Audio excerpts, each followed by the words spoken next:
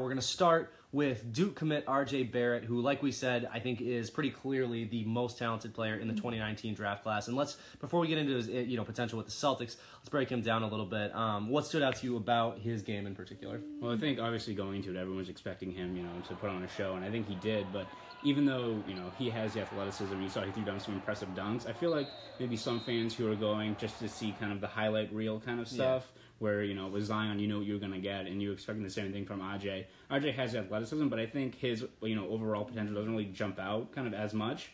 But I think the thing that impressed me most about RJ was just his overall, defensive potential. I mean, he was walking down guys. He can, guard multiple positions like that. And I think he's kind of the wing that, teams could obviously get for the first overall pick. He's the kind of guy you want that can be your star player, can do a bunch of different things for you. And he has the athleticism.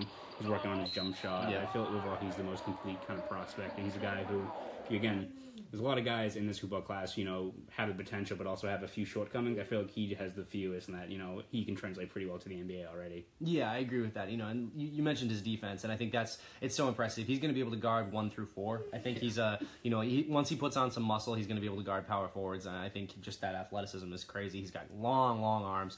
They list him at 6'7". I think he's probably 6'6", but still very tall. I think one of the things that most impressed me, he had a play in one game where a guy was trying to I can't remember which prospect it was, but it was a pretty talented guy. Tried to do a dribble pull up on him. He tried to step back and get the shot up, and Barrett just closed his space so quickly. His footwork is perfect. Mm-hmm. His athleticism is super elite. He's got long arms. He's going to be able to defend point guards at the NBA level. And I mean, honestly, he could probably come into the league now and defend point guards at a pretty high level. He's already so polished. It's almost a waste. It is a waste of time for that guy, which is crazy. It's a waste of time for him to spend a year at Duke when he's already reclassified a year up. Right, Previously, he was a top prospect in next year's draft class. So, this is a guy who is already ready to go. Really young, really talented, improving in a lot of ways. Like you said, he's working on his jumper. I thought we saw some nice things from his form. He hit a couple of pull-up jumpers, which were pretty impressive. And it just looked...